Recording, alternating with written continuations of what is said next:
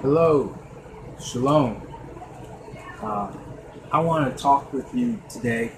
By the way, I'm AzarYah in Yisrael, otherwise known as Alan Hollis, Elder Hollis. This is Tallahassee. So, uh, getting directly to what Yahweh has laid upon my heart, I don't like to waste time. I like to get straight to the point. We live in a culture where we consume. We consume a lot.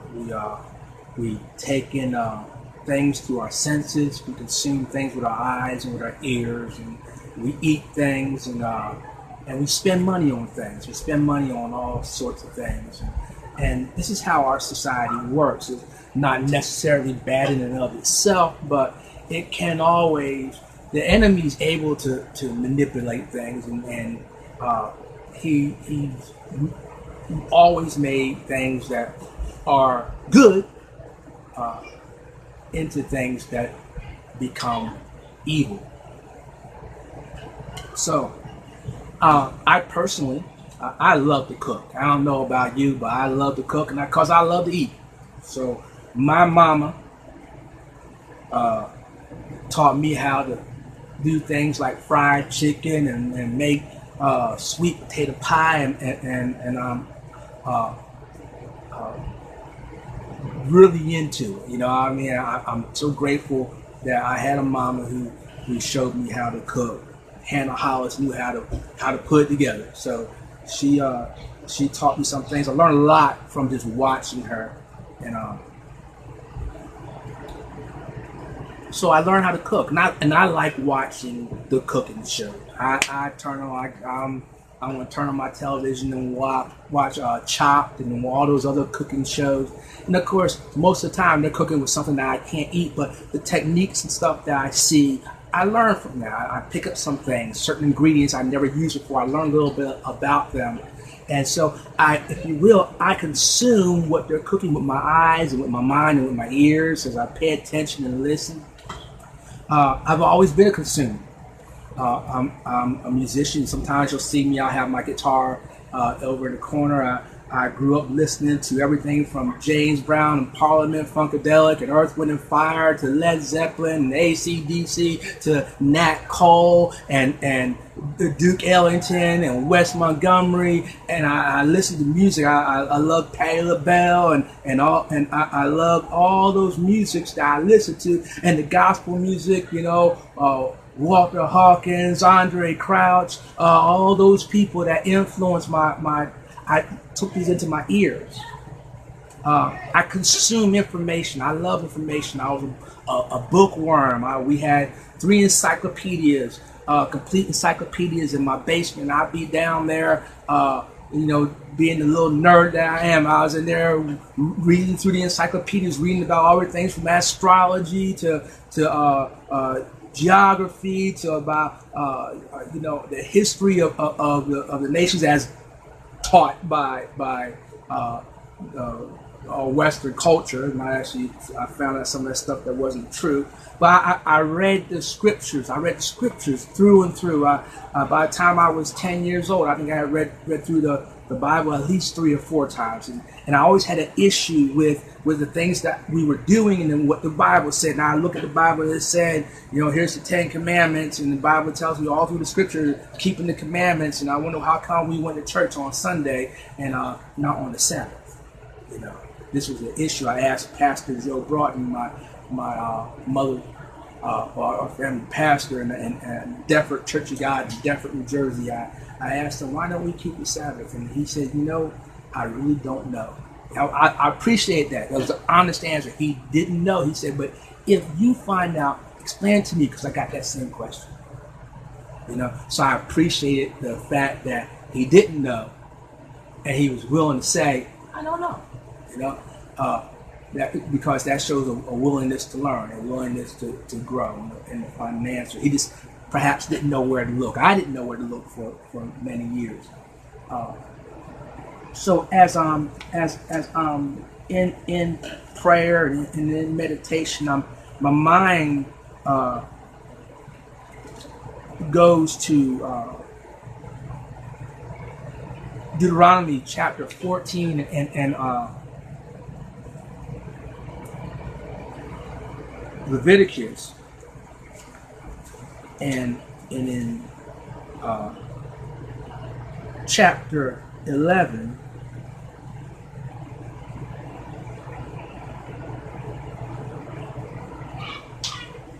and I'm looking at the things that we are told not to eat, and the things that are good to eat and things that are not good to eat, and you can read in that chapter and you'll learn a lot about eating the fish only that has both fins and scales. So if it doesn't have fins or if it doesn't have scales, you shouldn't eat it. It comes out the water. So if you're eating crabs and shellfish and you're eating catfish, this is against those things are not food.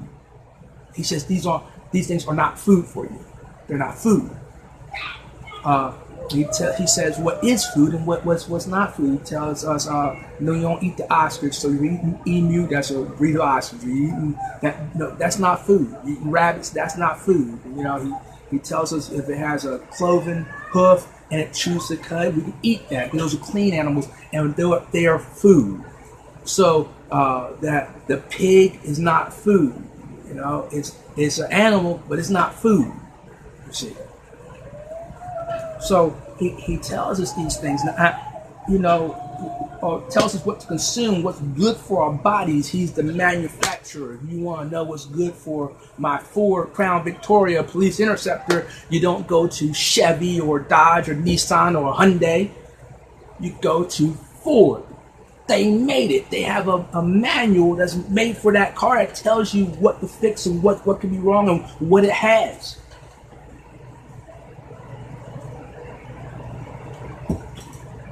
I don't go to Sony to figure out how to fix my Ford. So the manufacturer gave us a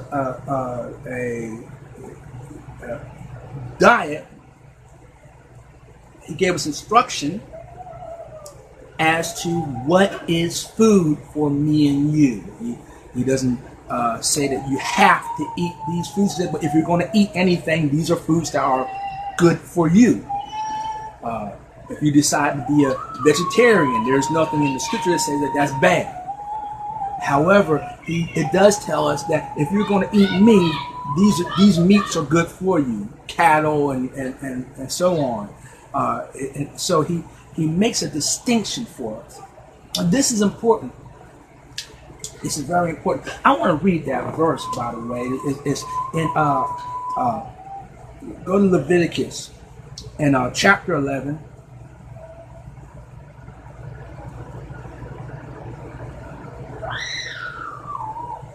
And in verse 44 is where I begin. And it says, "For I am Yahuwah your Elohim, and you shall kodesh yourselves." That means separate yourselves.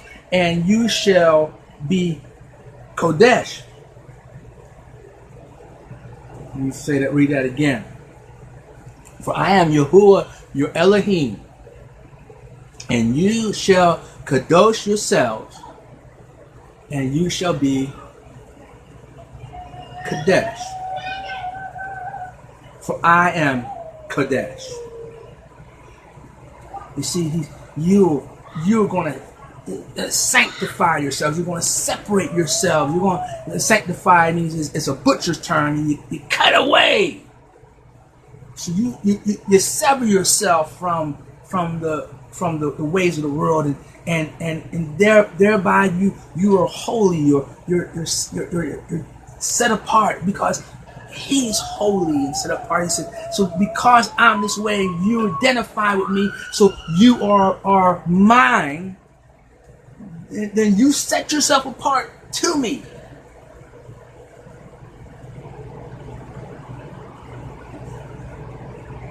And so you see here, he's talking about more than just food.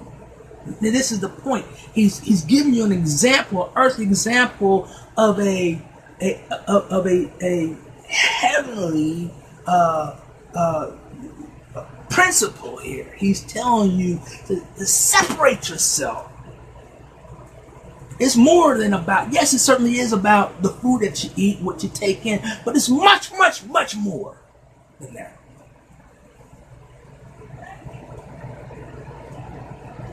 And you shall be, I'm sorry, I skipped down too far. And do not defile yourselves with any creeping creature that creeps on the earth, for I am Yahuwah, who is bringing you up out of the land of Mitzrayim, that's Egypt, to be your Elohim. And you shall be Kodesh, for I am Kodesh. He says it again. Now he's repeating this. He wants you to get this. This is something he's declaring that you must grasp. You must grasp this. This is not something to wink at or something to let go by easily. This is something that he says, this is what you must be. Because he can't help but to be Kodesh. He can't help but to be holy. Because that's what he is. And that's what you and I are to be.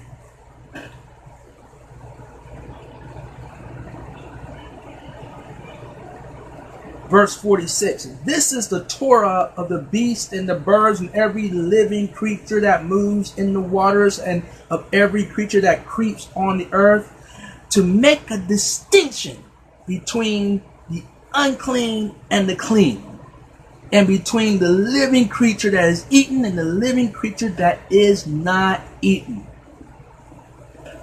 Now,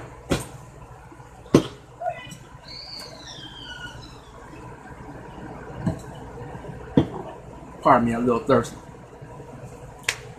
So what do we have here? He's talking about food.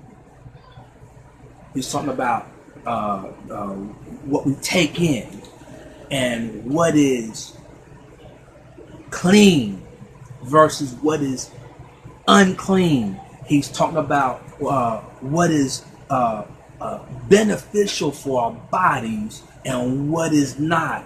And he says these profound words so that you may make a distinction, so that you may learn to discern.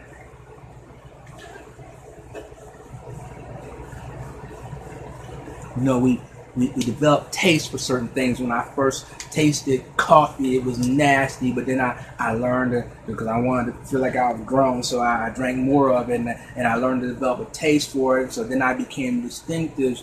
I learned how to distinguish between coffee that's brewed too long and coffee that's perhaps a little too green.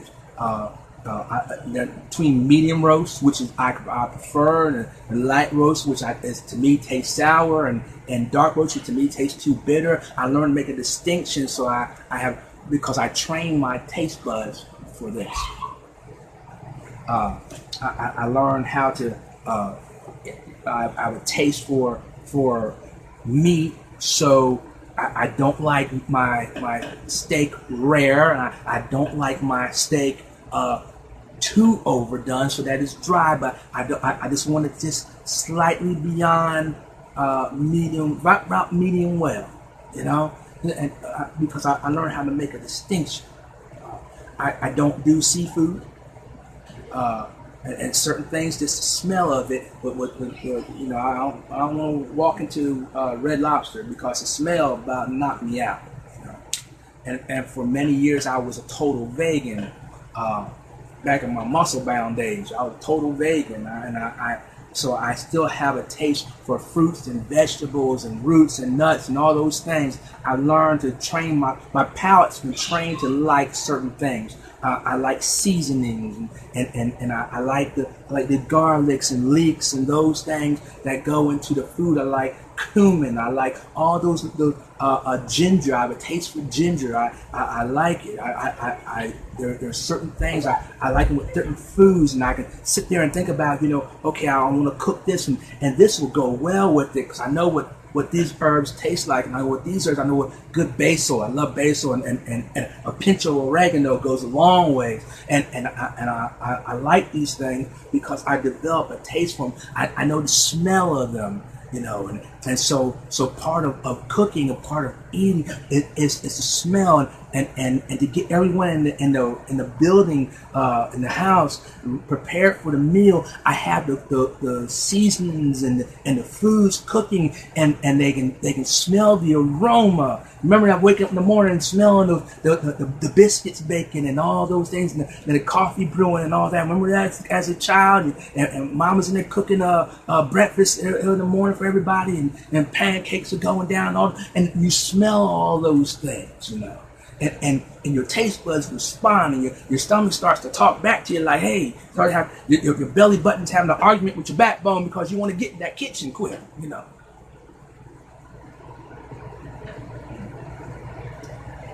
I mentioned music earlier. I learned a taste for music, because this goes beyond food. He's teaching how to make a distinction. Well, in our society, things are changing so quickly. I remember back when I was 20 years old, there was no such thing as a transgender. Was a transgender? I don't even know what that was.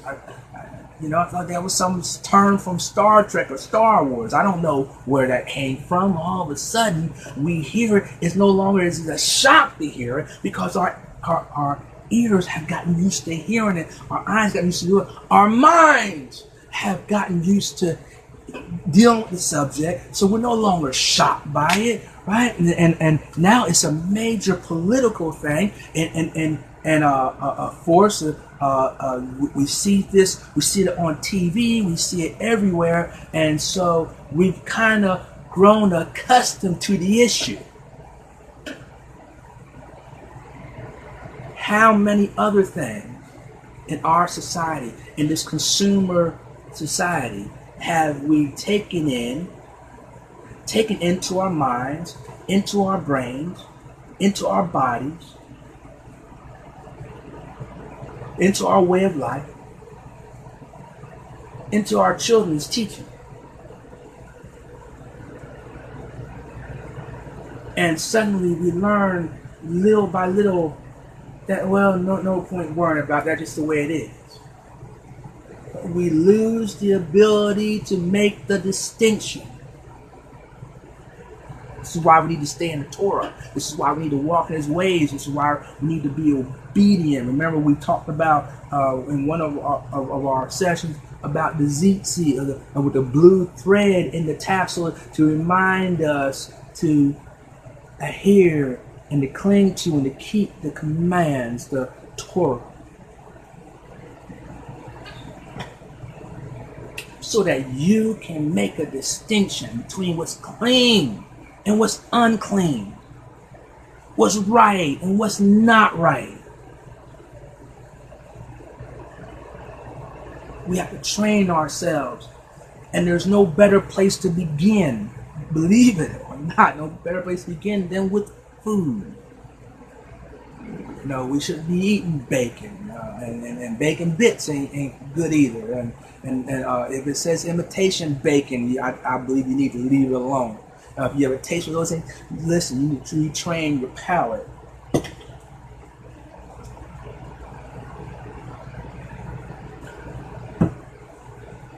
We need to learn to make a distinction from what is holy and what is not holy, what is acceptable before Him, before Yahuwah, our Elohim, our Maker, our Creator. What's acceptable before Him. That's what's important.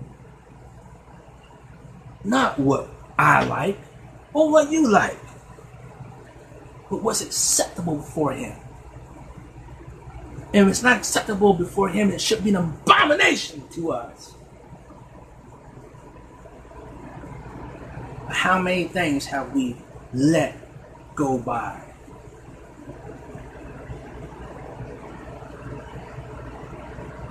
We need to make the distinction. Yes, it is about what we eat. But yes, it's about everything else that we take in, and what we say, where we go, what we do, how we dress, how we address each other.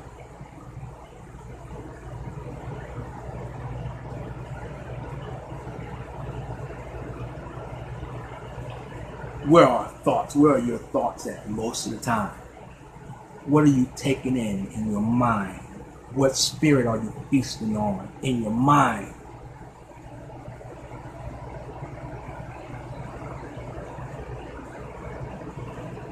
He that sows to the spirit will reap from the spirit. He who sows to the flesh will reap from the flesh. That's the way it goes. It's just that simple. It doesn't take a rocket scientist to understand this, but the world will blind you to this and deafen you with all those things that is feeding into your ears and into your mind, and how we do things and what we listen to and what we talk about in the conversation of the day and what's going on with the world. I'm saying that we should block ourselves up, but we need to learn how to make a distinction. He didn't say go out and kill every pig and get rid of it. He didn't say go out and kill every ostrich and get rid of it. He didn't say go out there and kill every catfish and get rid of it. No, those are parts of his creation, but some things are food, some things are not, and we are to know the difference. Some things are holy, some things are not, and we ought to know the difference. More than just know the difference, we ought to live accordingly.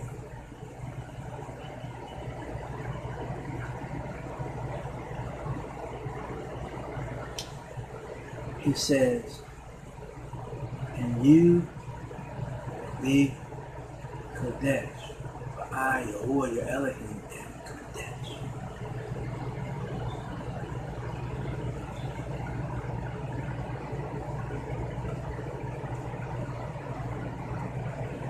Make a distinction. Next time you're in a supermarket, remember the distinction and look. Think about it. When you're preparing your meal, remember the distinction. Stop and think about it. When you're feeding your children at the table, when you sit down and eat, and we all should be doing that with our children. Make the distinction and talk about it. Talk about it. This is why we eat this. This is why we don't eat that. Even if the whole world eats it, this is why we don't eat it. This is why we go to this place and we don't go to someplace else. If the whole world goes that way,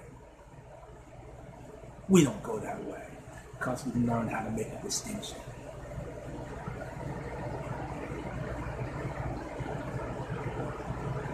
You know, I've watched things that people consume, and you know, in the scripture, there's a part of the blessing is wine and strong drink, and so I'll have several people get upset when I serve wine at Passover, and I've seen this, and then right away, as soon as they get out of the worship service, they'll go and buy a big old 2-liter Coca-Cola, stop by the store and get themselves a big old 32-ounce Polar Pop of what's that, Mountain Dew something blast, right? And they'll go and when no one's watching and think no one's paying any attention, they'll go and they'll have the pork, or what do you call that? Get bacon on their burgers and all that. And so I asked, what is the issue here? Is it that our society frowns on one thing and doesn't frown on the other, and that's what you decide is good and bad? If you let the world teach you what is good and bad, then the world will certainly teach you what the world considers good and bad. I promise you that. But it won't match with the scripture. It won't match with what Elohim has spoken. Yah has given us a clear direction on which way to go, on what to eat, what's good and what's not good. And I don't care if my mama don't like it or if my daddy doesn't like it. That's not what's important. What's important is that Yahuwah, our Elohim, has decided what is good for us and what is not good for us. And my opinion of it isn't what matters. My adherence to it is what matters. And if I want to be blessed, if I want the good health for myself and my children and my children's children when they have them, and so on, I need to, in today, adhere to what he says is good and right, and to be consumed by me. Physically, spiritually, psychologically, he's given us what is good. So, on that note, I'm going to end this video, but I want you to read Leviticus chapter 11, Deuteronomy chapter 15, and take a good look. And pray about it. It's more than just about food. It's about what we take and how we receive the Spirit even. So we know that it's Him.